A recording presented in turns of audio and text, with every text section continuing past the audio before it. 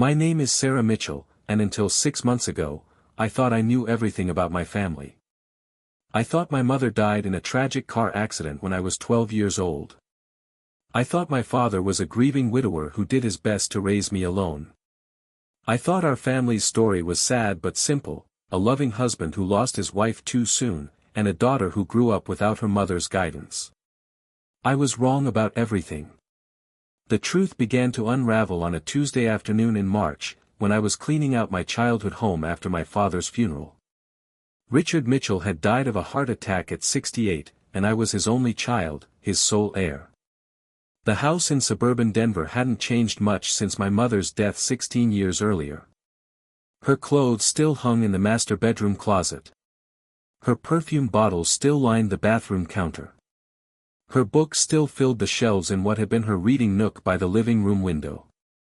My father had turned the house into a shrine to my mother's memory, or so I thought. Every room contained photographs of Elizabeth Mitchell, my beautiful, vibrant mother with her auburn hair and infectious smile. She had been 34 when she died, just 2 years older than I am now. Growing up, I had treasured these frozen moments, these glimpses of the woman I barely remembered but desperately missed. I was in the basement, sorting through boxes of old documents and keepsakes, when I found it. Hidden behind the water heater, in a space so narrow I almost missed it, was a small cardboard box wrapped in plastic bags.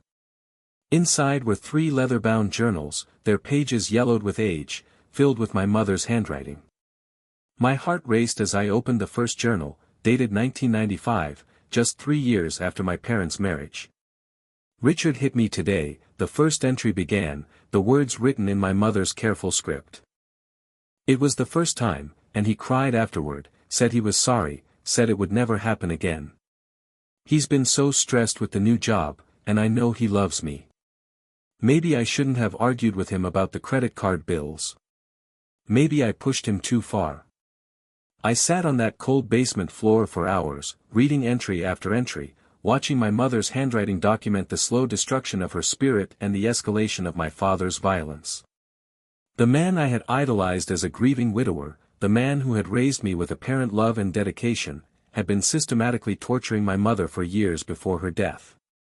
The early entries were heartbreaking in their hope and self-blame. Richard apologized again today, she wrote in June 1995. He brought me flowers and promised to start anger management counseling. He says the pressure at work is making him crazy, that once he gets the promotion things will be better.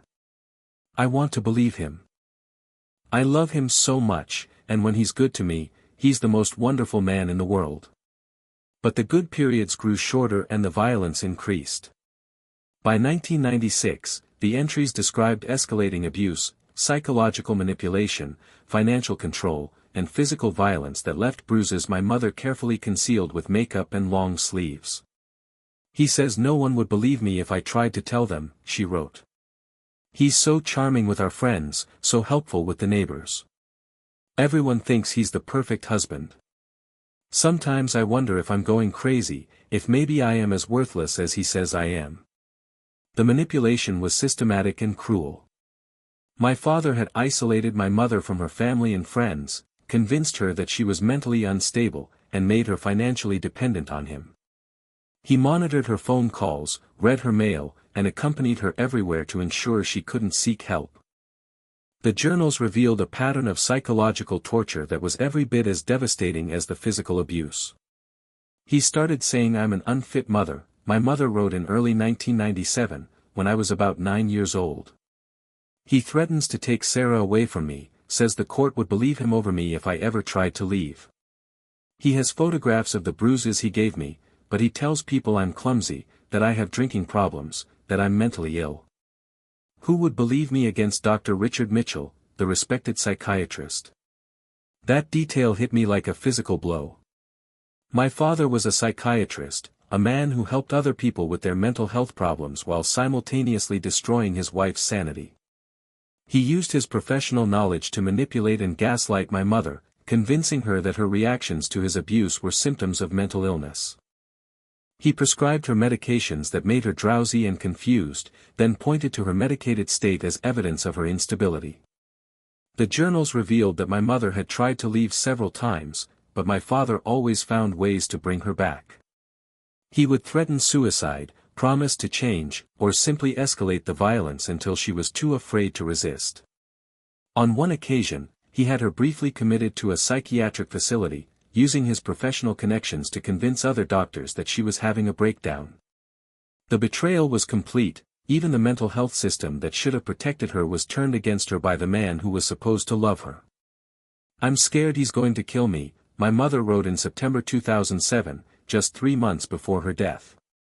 "The violence is getting worse, and he started talking about how much easier his life would be without me. He says I'm a burden, that Sarah would be better off with just him. He's been asking strange questions about my life insurance policy, about what would happen if something happened to me." The final entries were the most chilling. My mother had become convinced that my father was planning to murder her, but she felt trapped with nowhere to turn. She had tried calling domestic violence hotlines, but my father had somehow learned about the calls and beaten her severely as punishment. She had attempted to confide in a neighbor, but the woman had repeated the conversation to my father, thinking she was helping a concerned husband deal with his unstable wife. "I've been thinking about Sarah constantly," she wrote in her final entry, dated just 1 week before her death. "She's only 12, still so young and innocent. Richard is good to her now, but what will happen when she gets older? What if she sees through his facade like I did? What if she tries to stand up to him? I can't leave her alone with him, but I don't know how to protect her. I'm going to try one more time to get evidence, to record him threatening me. If something happens to me, I hope someday Sarah will find these journals and know the truth. I sat in that basement crying until I had no tears left. Everything I thought I knew about my childhood, about my family, about my father was a lie. The loving, devoted single father who had raised me was actually a domestic abuser who had driven his wife to despair and possibly murdered her. The tragic car accident that had taken my mother's life suddenly seemed much more sinister. That night, I couldn't sleep. I kept replaying memories from my childhood, looking for signs I had missed, clues that might have revealed my father's true nature. But he had been careful, so careful. With me, he had been patient, supportive, never violent. He had encouraged my education, supported my career, walked me down the aisle at my wedding 3 years ago. To the outside world, and even to me, he had been the ideal father.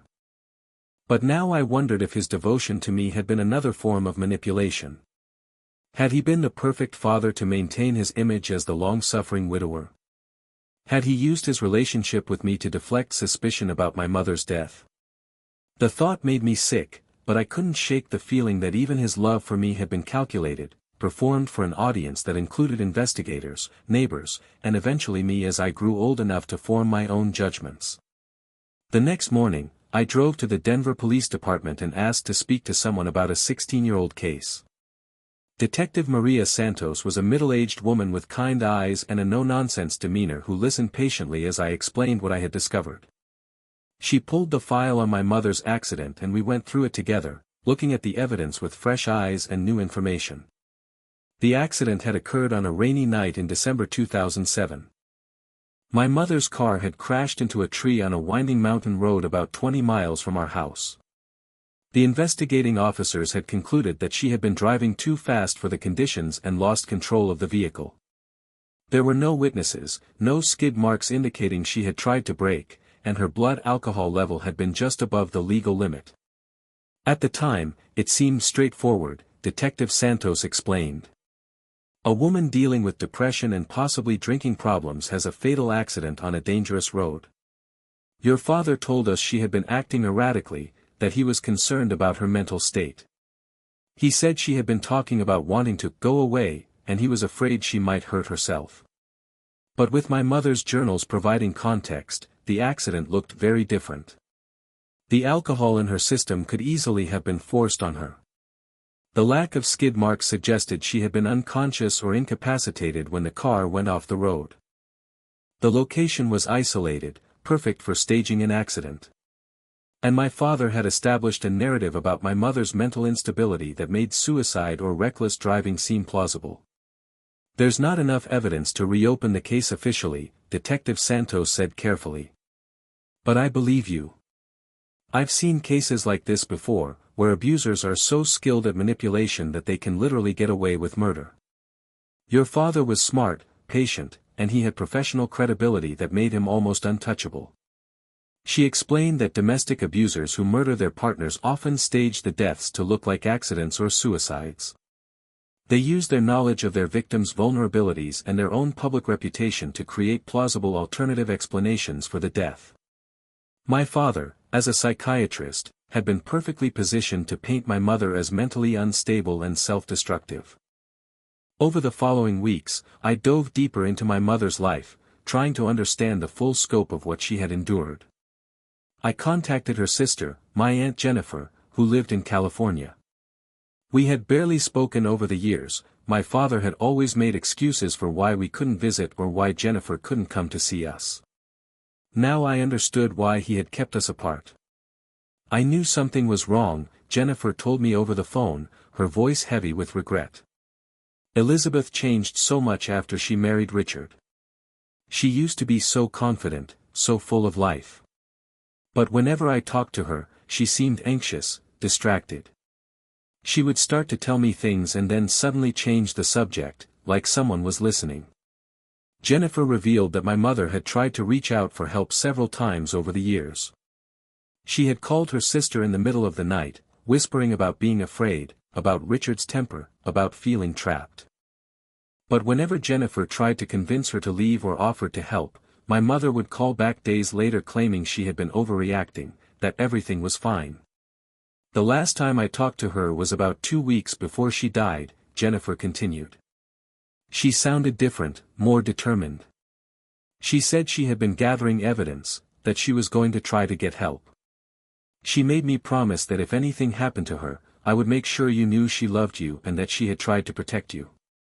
I learned that my mother had been secretly documenting my father's abuse in ways beyond the journals. She had been recording their arguments when possible, taking photographs of her injuries, and keeping copies of medical records that showed a pattern of suspicious injuries. But after her death, my father had claimed that all of her personal belongings had been destroyed in the accident or disposed of due to painful memories. The more I investigated, the more I realized how thoroughly my father had controlled the narrative of my mother's life and death. He had told friends and family that she was struggling with postpartum depression that had never resolved after my birth. He claimed she had been drinking heavily and taking prescription medications irresponsibly. He painted himself as the long-suffering husband trying to help a wife who refused to accept treatment. But the medical records I was able to obtain told a different story. My mother had been prescribed a cocktail of psychiatric medications by my father, anti-anxiety drugs, antidepressants, and mood stabilizers that would have made her drowsy, confused, and easier to control. The dosages were high, and several of the medications shouldn't have been prescribed together. My father had been using his medical license to keep my mother chemically subdued. I also discovered that my mother had been trying to leave my father in the months before her death. She had consulted with a divorce attorney and had even gone so far as to open a secret bank account where she was slowly saving money. But the attorney's records showed that she had suddenly stopped returning calls and missed several appointments, right around the time my father would have discovered her plans. The most heartbreaking discovery came when I found my mother's friend, Patricia Williams, who worked at the library where my mother had volunteered. Patricia was now in her 70s, but she remembered my mother clearly and had always suspected something was wrong in her marriage. Your mother was so careful about what she said, Patricia told me when we met for coffee. But sometimes she would have bruises, and her explanations never quite made sense. She said she was clumsy, but Elizabeth was one of the most graceful people I knew. And she was always asking about resources for a friend who was in an abusive relationship. Patricia revealed that in the weeks before her death, my mother had been researching domestic violence shelters and legal options for abuse victims.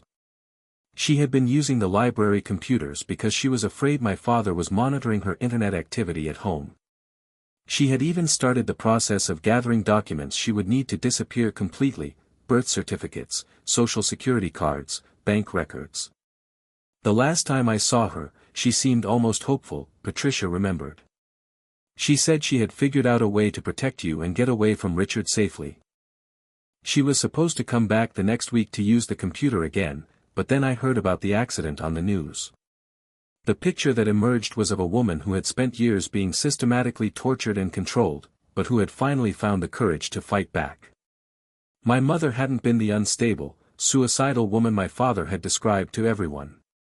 She had been a brave woman trying to save herself and protect her daughter from a dangerous man. But my father had been one step ahead of her. Somehow, he had discovered her escape plans and taken action to stop her permanently. The car accident had been perfectly timed, just as my mother was preparing to leave him and expose his abuse. It eliminated the threat to his reputation and his freedom while maintaining his image as the tragic widower. I started having nightmares after learning the truth about my mother's death. In my dreams, I could see her trapped in that car, knowing she was going to die, thinking about me and wishing she could have saved me from the monster she had married. I woke up screaming several times, haunted by the realization that my father had murdered my mother and then raised me with the same hands that had killed her. The psychological impact was devastating. Everything I thought I knew about myself was based on lies. The man who had taught me to ride a bicycle, who had attended my school plays, who had given me advice about boys and college and career choices, was a murderer. The bedtime stories, the birthday parties, the proud moments at my graduation and wedding, all of it had been performed by a man who had killed my mother. I began seeing a therapist, Dr. Rebecca Chen, who specialized in helping family members of violent criminals. She helped me understand that my grief was complicated by multiple layers of betrayal and loss. I wasn't just mourning my father's death, I was mourning the father I thought I had, the childhood I thought I'd experienced, and the mother I'd lost twice. It's important to remember that your mother's love for you was real, Dr. Chen told me during one of our sessions. Even though your father manipulated the circumstances, even though he controlled the narrative, your mother fought to protect you in every way she could. Her journals show that every decision she made was motivated by concern for your welfare. But I struggled with guilt about my relationship with my father. I had loved him, trusted him, confided in him about everything. Even as an adult, I had called him regularly, sought his advice, and included him in major decisions. Had I betrayed my mother's memory by loving her killer? Had my affection for him somehow validated his crime? Dr. Chen helped me understand that I had been a victim too, in a different way. My father had groomed me from childhood to be the perfect daughter, the living testament to his supposed goodness. He had used my love and trust to maintain his facade, making me an unwitting accomplice in his deception. I had been manipulated just as thoroughly as my mother, just with different methods. The journals also revealed disturbing details about my own childhood that I had forgotten or misinterpreted. My mother wrote about my father's excessive interest in controlling every aspect of my upbringing, his anger when she tried to be independently close to me, and his subtle attempts to turn me against her even when I was very young. Richard tells Sarah that I'm sick, that I'm not thinking clearly, my mother had written when I was about 10 years old. He's starting to poison her against me, and I don't know how to fight it without making things worse for both of us. Yesterday Sarah asked me why I make Daddy so sad, and I realized he's been telling her that my episodes are hurting the family. I remembered that period vaguely, a time when my mother had seemed distant and sad, when my father had often taken me aside to explain that Mommy was going through a difficult time and needed my patience. He had portrayed himself as the stable parent protecting me from my mother's instability. In reality, he had been systematically destroying her mental health while positioning himself as my primary source of security and affection. The manipulation had continued after my mother's death. My father had been the one to explain the accident to me, framing it as a tragedy caused by my mother's problems with depression and alcohol. He had been the one to comfort me through my grief, teaching me to remember my mother as a troubled woman who had loved me but couldn't overcome her demons. For 16 years, I had grieved for a mother I thought had died because she was too sad and sick to keep living. Now I learned that she had died because she was finally strong enough to try to leave her abuser. She hadn't been weak or unstable, she had been trapped by a man who was more intelligent and ruthless than she had realized. I decided to contact other people who had known my parents during their marriage, hoping to learn more about what others had observed or suspected. The picture that emerged was of a man who was extraordinarily skilled at maintaining a public facade while committing private horrors. Dr. James Patterson had been my father's colleague and close friend for over 20 years. When I met with him, he initially defended my father's memory, insisting that Richard had been devoted to my mother and devastated by her death. But when I showed him excerpts from the journals, his expression changed completely. "I remember now," he said slowly. "There were things that didn't quite add up, but Richard was so respected, so professional. He would mention Elizabeth's problems in passing, always with such concern and sadness. He made it seem like he was carrying a terrible burden, trying to help a wife who wouldn't accept treatment." Dr. Patterson revealed that my father had consulted with him several times about my mother's case, describing her symptoms and asking for advice about medications and treatment options. He had painted her as a classic case of treatment-resistant depression with possible personality disorder features. He was so convincing, Dr. Patterson continued. He knew all the right clinical language, all the appropriate concerns. If Elizabeth had come to me independently, I probably would have believed his version of events over hers. That's how thorough his manipulation was. He had convinced even other mental health professionals that his victim was the problem. The neighbor who lived next door during my childhood, Mrs. Helen Rodriguez, provided another piece of the puzzle. She was now in her 80s but still sharp, and she remembered my family clearly. When I explained what I had discovered, she wasn't surprised. "I always wondered about those late-night arguments," she told me. "The walls weren't that thick, and sometimes I could hear shouting from your house. But it was always Richard's voice I heard, angry, threatening. I never heard your mother fighting back. She would cry sometimes, but mostly it was just him yelling and then silence." Mrs. Rodriguez had been afraid to intervene at the time, unsure of what she was actually witnessing and intimidated by my father's professional status. She had considered calling the police on several occasions but talked herself out of it, assuming that a psychiatrist would know how to get help for his family if they needed it.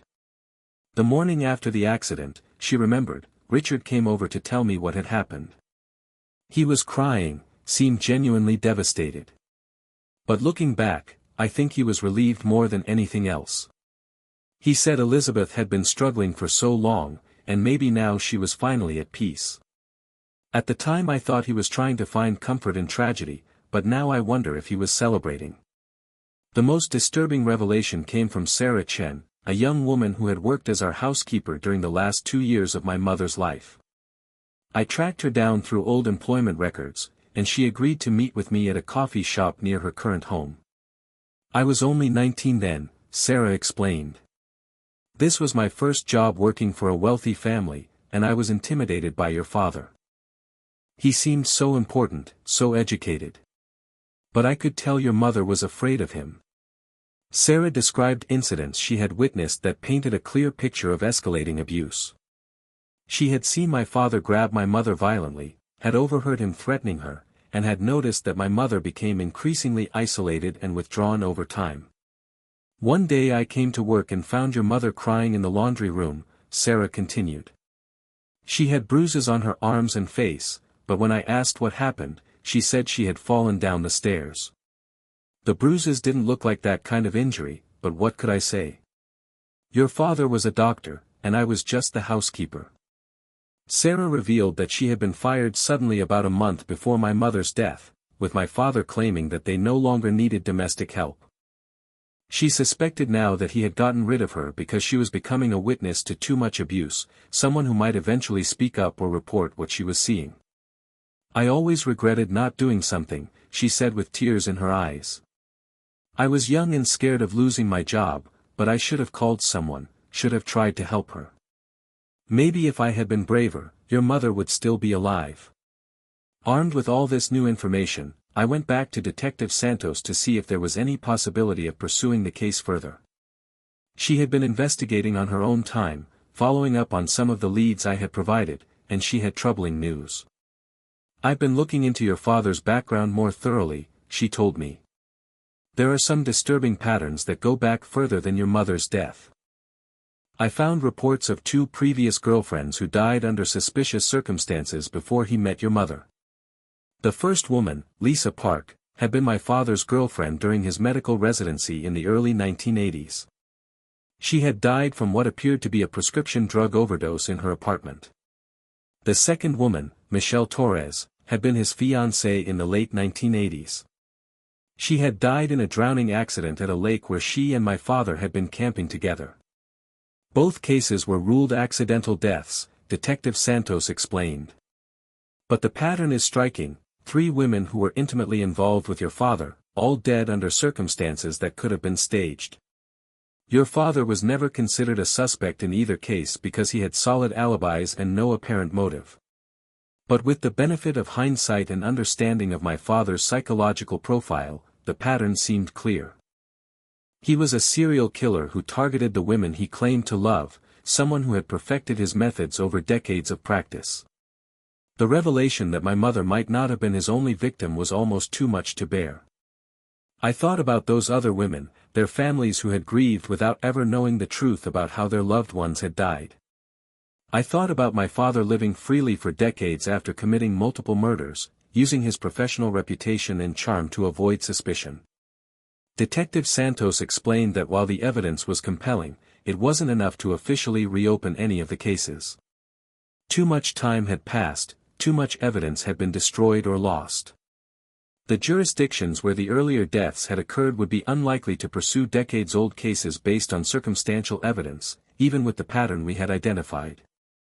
But she encouraged me to continue investigating, to document everything I found, and to consider going public with the story. Sometimes the official justice system fails, she said. But that doesn't mean there's no value in exposing the truth. Other families deserve to know what happened to their loved ones, even if we can't prosecute anyone. I spent months wrestling with the decision of whether to make my discoveries public. Going forward would mean destroying my father's reputation, admitting to the world that I had been raised by a serial killer, and opening myself up to scrutiny and judgment. But staying silent would mean letting my father's crimes remain hidden, allowing him to be remembered as a respected psychiatrist and devoted father rather than the monster he actually was. The decision became clear when I received a phone call from Jennifer Martinez, Lisa Park's younger sister. Detective Santos had contacted her to ask about her sister's death, and Jennifer had reached out to me directly. I never believed Lisa killed herself, Jennifer told me. She wasn't depressed, wasn't the type to abuse drugs. She was excited about her future, planning to specialize in pediatrics after her residency. But Richard was so convincing when he talked to the police. He said she had been struggling with the pressure of medical school, that she had been taking pills to help her study and sleep. Jennifer described how my father had inserted himself into her family's grief, attending the funeral and offering support while subtly reinforcing the narrative that Lisa had died from accidental overdose. He had even helped them clean out her apartment, claiming he wanted to spare them the pain of going through her belongings. Looking back, I think he was making sure we didn't find anything that would contradict his story, Jennifer said. He was so helpful, so caring, but he was also very controlling about what we saw and what we were told about the investigation. Similar conversations with Michelle Torres's family revealed the same pattern. My father had been present and helpful after her death, guiding the narrative and ensuring that everyone accepted the accidental drowning explanation. He had even contributed money to a scholarship fund established in Michelle's memory, cementing his image as a grieving boyfriend rather than a suspected killer. Talking to these families made my decision for me. They deserved to know the truth about what had happened to their loved ones. More importantly, there might be other women whose deaths hadn't been connected to my father, other families who were still wondering what had really happened to someone they loved. I decided to write a book about my discoveries, documenting everything I had learned about my father's crimes and my mother's courage. The process was emotionally devastating but also therapeutic, allowing me to honor my mother's memory while exposing the truth about the man who had killed her. The book, titled The Monster I Called Father, was published 8 months after I found my mother's journals. The response was overwhelming. Journalists, investigators, and families of suspicious deaths began reaching out with information and questions. Several cold cases involving women who had been involved with my father were reopened for review, though none resulted in definitive conclusions. More importantly, the book sparked conversations about domestic violence, about how abusers manipulate systems and people to avoid accountability, and about the ways that professional status and social standing can be used to commit crimes with impunity. Domestic violence organizations invited me to speak about my experience, and I found purpose in helping other people recognize the signs of abuse and understand the complex dynamics that keep victims trapped. The most meaningful response came from other survivors of domestic violence who recognized their own experiences in my mother's journals.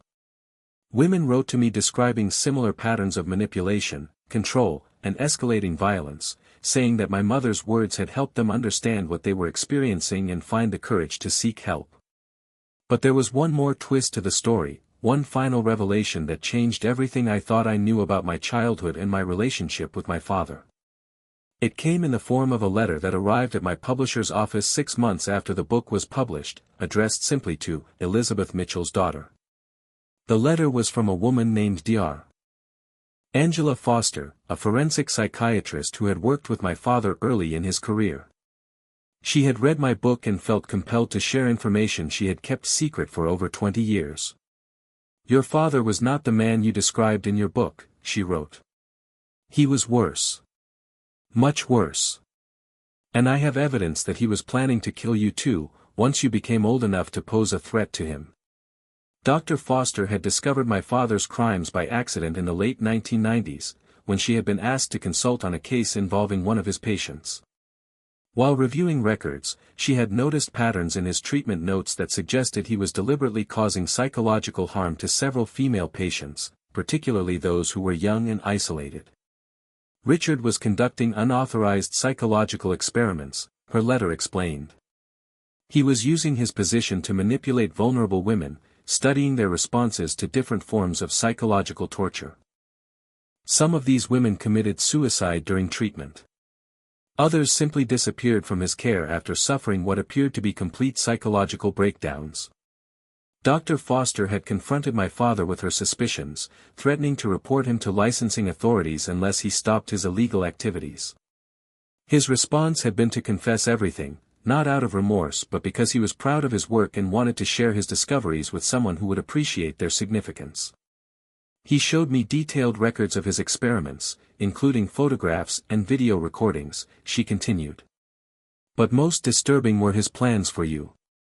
He had been documenting your psychological development since birth, planning to begin treatment on you once you reached adolescence. He saw you as the perfect subject, completely trusting, genetically related to him, with no outside support system to interfere. The letter revealed that my mother's death hadn't been motivated by the immediate threat of her leaving him. It had been part of a longer-term plan to isolate me completely, making me entirely dependent on him for emotional support and guidance. He had intended to begin psychologically manipulating me during my teenage years, using the same techniques he had perfected on my mother and his patients. Your mother's journals disrupted his timeline, Dr. Foster explained. He had planned to maintain his perfect father facade until you were older and more psychologically vulnerable. But when she started gathering evidence and planning to leave, he was forced to act sooner than intended. Killing her served two purposes: eliminating an immediate threat and beginning your psychological isolation. Dr. Foster had kept silent about my father's crimes because he had threatened to kill both her and her family if she exposed him. She had been gathering evidence slowly over the years, planning to come forward after his death but afraid to act while he was still alive and dangerous. I have video recordings of Richard describing his plans for you in detail, she wrote. He was fascinated by the idea of creating what he called the perfect victim, someone who would be completely loyal to him despite suffering extreme psychological abuse. He saw you as his greatest experiment, his masterpiece. The evidence Dr. Foster provided to authorities was overwhelming. Video recordings showed my father describing in clinical detail how he planned to systematically destroy my psychological autonomy while maintaining my devotion to him. He had planned to convince me that I was mentally ill, that I needed his constant guidance and medication to function normally. The recordings revealed that my father's kindness to me during childhood had been carefully calculated. He had been building my trust and dependence systematically, planning to begin the abuse once I reached the age where I might start questioning his authority or forming independent relationships that could threaten his control. The beauty of the plan, he could be heard saying on one recording, is that she will thank me for helping her, even as I destroy her ability to think clearly. She will be grateful for my guidance even as I eliminate her capacity for independent decision-making. It will be the perfect demonstration of psychological control. Learning about my father's plans for me was somehow worse than learning about his murder of my mother. It meant that every moment of our relationship had been contaminated by his intentions, that his love for me had never been real but rather the foundation of a long-term plan to victimize me psychologically. But it also explained something that had always puzzled me, why my father had been so supportive of my independence as I got older. He had encouraged me to go to college out of state, supported my career choices, and seemed genuinely happy when I got married and moved away from home. At the time, I had attributed this to his selfless love and desire for my happiness. Now I understood that my early independence had disrupted his plans. My marriage to a man he couldn't control, my move to another state, my development of a support system outside his influence, these changes had made his psychological manipulation impossible to execute. He had been forced to maintain the loving father facade because any attempt to control or isolate me would have been noticed and questioned by my husband and friends. Dr. Foster's evidence also revealed that my father's heart attack, which I had assumed was natural, might have been induced by stress over the potential exposure of his crimes.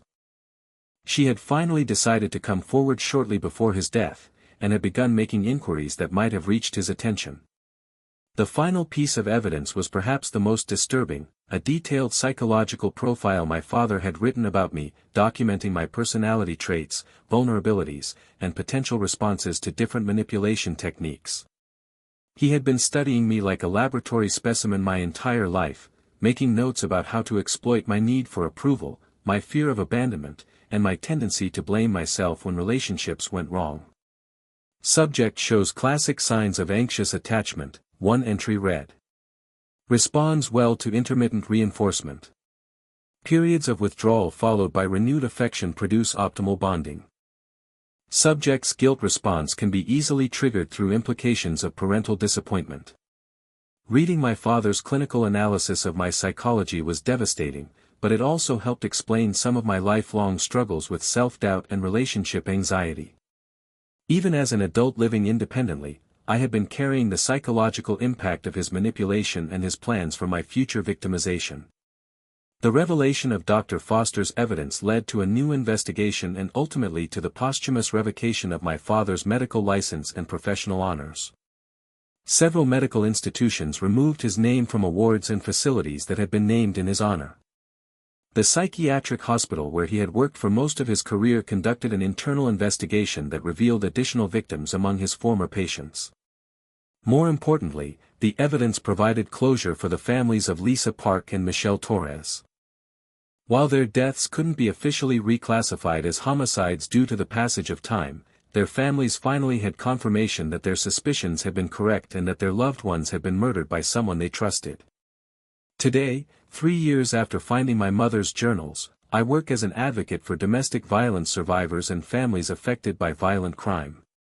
I speak regularly at conferences and training sessions, helping law enforcement officers, medical professionals, and social workers recognize the signs of sophisticated psychological abuse and manipulation. The work is difficult but meaningful. I've learned that my story, tragic as it is, can help other people recognize dangers they might otherwise miss and find courage to seek help when they need it most.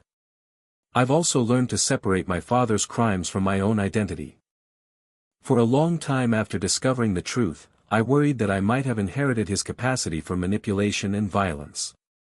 I questioned every emotion, every relationship, every decision, wondering if I was becoming like him. But therapy and time have helped me understand that his evil was a choice, not a genetic inevitability.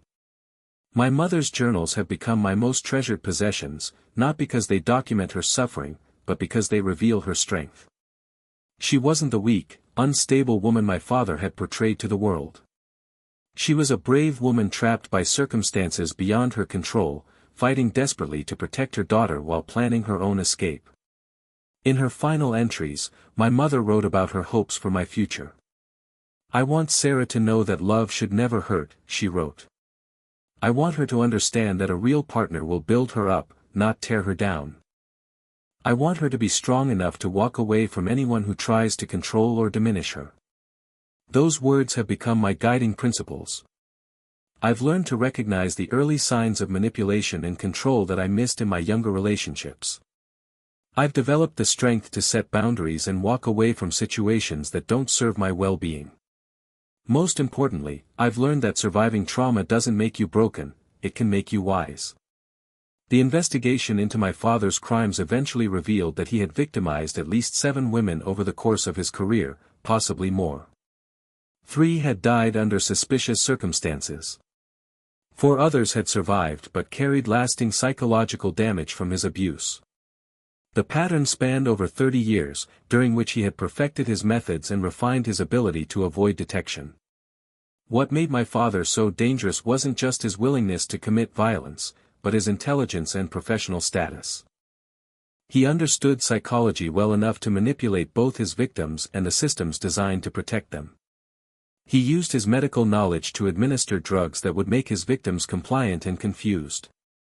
He leveraged his reputation to ensure that authorities would believe his version of events over his victims' accounts. The case has been studied by criminal psychologists as an example of how professional expertise can be weaponized against vulnerable people.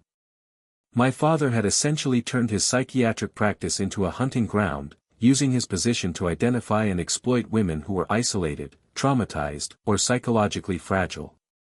But perhaps the most chilling aspect of his crimes was their methodical nature. This wasn't someone who killed in moments of rage or passion. He was a calculating predator who planned his attacks carefully, sometimes over periods of years. He studied his victims like specimens, documenting their vulnerabilities and responses to different forms of abuse. The recordings Dr. Foster provided showed him discussing his crimes with the detached fascination of a researcher presenting findings to colleagues. He felt no remorse, no guilt, no recognition that his victims were human beings deserving of dignity and safety. To him, they were simply subjects in experiments designed to test the limits of psychological control. I often think about what would have happened if my mother hadn't died when I was 12. Would my father have eventually turned his attention to me as he had planned? Would I have recognized the abuse for what it was, or would I have been successfully manipulated into believing I needed his help? The psychological profile he had written about me suggested that he understood my personality well enough to exploit my vulnerabilities effectively. My need for approval, my tendency to internalize blame, my fear of disappointing people, these were all traits he had documented and planned to use against me. But I also believe my mother would have found a way to protect me if she had lived. Her journals show that every decision she made was motivated by concern for my welfare. Even in her darkest moments, when the abuse was at its worst, she was thinking about how to shield me from harm.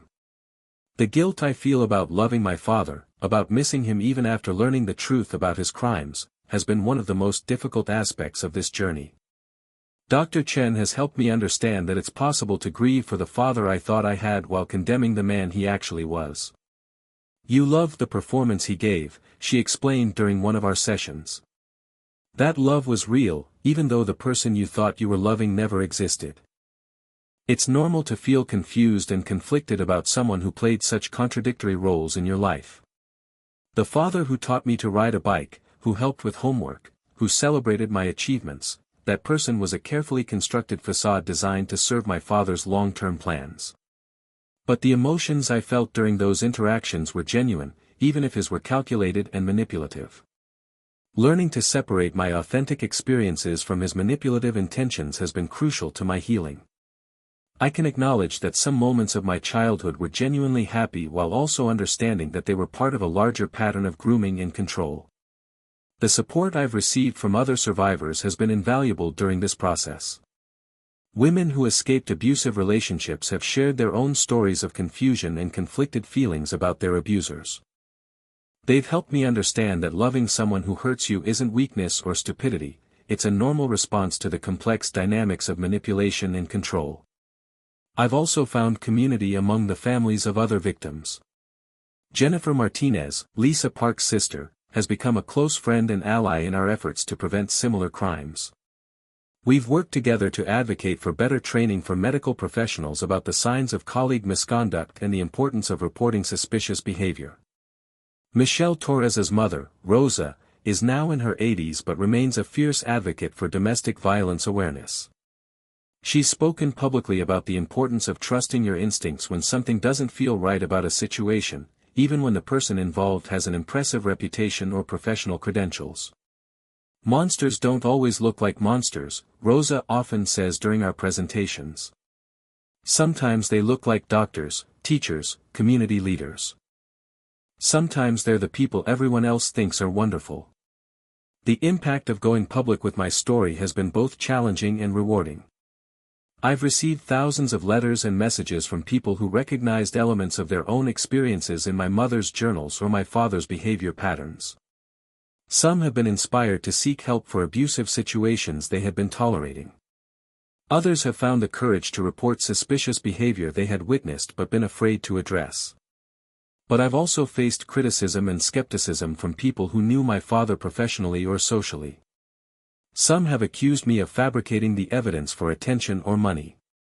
Others have suggested that I'm mentally unstable, echoing the same tactics my father used to discredit my mother. These responses have been hurtful but not surprising. Dr. Foster warned me that my father's colleagues and friends would have difficulty accepting the truth about his crimes, particularly given how carefully he had cultivated his public image. The cognitive dissonance of learning that someone they respected was actually a serial killer would be too much for some people to process. He spent decades building relationships with influential people specifically to create this kind of protective network, she explained. When the truth comes out, these people have to choose between acknowledging they were deceived by a master manipulator or dismissing the evidence to protect their own psychological comfort. The legal system has also struggled with how to handle crimes committed by someone who is deceased and cannot be prosecuted. While my father's medical license was revoked and his professional honors rescinded, there has been no formal acknowledgement of his guilt or official closure for his victims' families. This lack of legal resolution has been frustrating, but I've found other ways to honor my mother's memory and the memories of my father's other victims. The Elizabeth Mitchell Foundation, which I established using proceeds from my book, provides support services for domestic violence survivors and funds research into the psychological tactics used by sophisticated abusers. The foundation has also created a resource center for families who discover that a loved one was a perpetrator of serious crimes. This population faces unique challenges. They must process their own trauma while also grappling with guilt, shame, and the collapse of their understanding of someone they trusted. I've learned that there are many people like me, family members of criminals who had no knowledge of their loved ones' crimes but who struggle with inherited guilt and complicated grief. We've formed support groups where people can share their experiences without judgment and work through the complex emotions that come with these discoveries. One of the most meaningful projects has been working with law enforcement agencies to develop better protocols for investigating deaths involving medical professionals or other trusted community figures. My father's crimes went undetected for so long partly because investigators were reluctant to suspect someone with his professional standing and community reputation. We've been trained to look for certain types of perpetrators, Detective Santos explained during one of our training sessions. But sophisticated criminals like your father don't fit the typical profiles. They're often the people we least expect, which makes them more dangerous but also more difficult to catch. The training programs we've developed help officers recognize the signs of crimes committed by people in positions of trust and authority. We emphasize the importance of looking beyond surface appearances and taking seriously allegations against respected community members. We also work with medical institutions to improve oversight and reporting systems that might catch problematic behavior before it escalates to violence. My father's abuse of his psychiatric patients should have been detected by colleagues and supervisors, but the medical community's tendency to protect its own created an environment where misconduct could flourish unchecked. The personal healing process continues to be ongoing. Some days I feel strong and purposeful, confident in my ability to help others and honor my mother's memory through meaningful work. Other days I'm overwhelmed by the magnitude of what my father did and the knowledge that I carry his DNA and grew up under his influence. Therapy has helped me develop strategies for managing the difficult emotions that arise unexpectedly. Certain triggers, medical settings, men who remind me of my father, stories about domestic violence, can still send me into emotional tailspins. But I've learned to recognize these responses and have tools for working through them without being completely derailed. I've also found healing in small, everyday moments that would have seemed insignificant before this journey began. Making decisions without second-guessing myself. Trusting my instincts about people and situations. Setting boundaries without excessive guilt or fear. These might seem like basic life skills, but for someone who grew up with a manipulative parent, they represent hard-won victories. My relationship with my husband, David, has been tested by this experience but ultimately strengthened. He's been patient and supportive as I've worked through the trauma of learning the truth about my family. He's attended therapy sessions with me, read my mother's journals to better understand what I'm processing, and given me space to grieve and heal at my own pace. I didn't marry your father, he reminded me during one of my darker periods when I was convinced that I was somehow contaminated by my father's evil. I married you, the person you chose to become despite everything you survived. Your father's crimes don't define you any more than your mother's courage automatically makes you brave. You get to decide who you are. That perspective has been crucial to my recovery. I am not destined to repeat my father's patterns of manipulation and violence. I am not responsible for his crimes or required to carry guilt for loving someone I didn't know was a monster. I have agency over my own choices and my own moral character. The discovery of my mother's journals changed everything about how I understand my family, my childhood, and myself. But it also gave me something invaluable, the truth. For 16 years, I mourned a mother I thought had died because she was too weak to keep living. Now I know she died because she was strong enough to try to escape. That knowledge is painful but also empowering. My mother wasn't a victim who gave up, she was a fighter who ran out of time. She wasn't mentally ill or unstable, she was a sane woman responding rationally to an impossible situation. She wasn't a failure as a mother, she was a woman who gave her life trying to protect her child. Her journals have taught me about the complexity of domestic violence, about how intelligent, capable people can become trapped by circumstances beyond their control. They've shown me that survival sometimes requires compromises that look like weakness from the outside but actually represent incredible strength and strategic thinking. Most importantly, they've taught me about the power of documentation and truth-telling. My mother couldn't escape her abuser, but her words survived to expose his crimes and protect other potential victims. Her journals became the evidence that finally brought some measure of justice for her and the other women my father victimized. I think about her often when I'm doing advocacy work or speaking to groups about domestic violence. I imagine her in the basement of our house, writing by lamplight after my father had gone to sleep, documenting her experiences despite the enormous risk if he had discovered the journals. She was creating a record that might someday protect me or help other women in similar situations. That courage, that forward-thinking determination to leave evidence despite personal danger, has become my inspiration for continuing this work. Every time I speak publicly about my father's crimes, every time I share details that are embarrassing or painful, I'm following her example of choosing truth over comfort. The story doesn't have a neat, satisfying ending because real life rarely does. My father will never face trial for his crimes. His victims will never get to confront him or hear him take responsibility for the harm he caused. The families who loved him will continue struggling to reconcile their memories with the reality of who he was. But there has been progress and meaning in the aftermath of these discoveries. Laws have been changed to make it easier to investigate deaths involving medical professionals. Training programs have been implemented to help people recognize sophisticated manipulation tactics. Support systems have been created for the unique needs of families affected by these crimes. And somewhere, there are women who are alive today because they recognized warning signs in their relationships after hearing my story or my mother's words. There are children who are safer because someone trusted their instincts about a person in authority rather than dismissing concerns due to professional reputation. My name is Sarah Mitchell, and my mother's diary revealed that she married a monster who killed her and planned to destroy me. But her words also revealed her love, her strength, and her determination to protect me even from beyond the grave. Her legacy isn't the abuse she suffered, it's the truth she preserved and the lives that truth has helped save. The journals that once broke my heart have become my most treasured possessions, not because they document suffering, but because they demonstrate the unbreakable power of a mother's love and the ultimate triumph of truth over deception.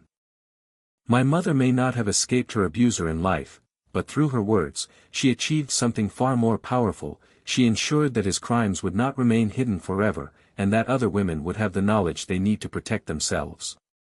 That is her real legacy, and it's one I'm honored to continue through my work, my advocacy, and my commitment to speaking truth even when it's painful. Because sometimes, the most important stories are the ones that hurt to tell but need to be heard. And sometimes, the greatest act of love is ensuring that your voice survives to protect others, even when you cannot protect yourself.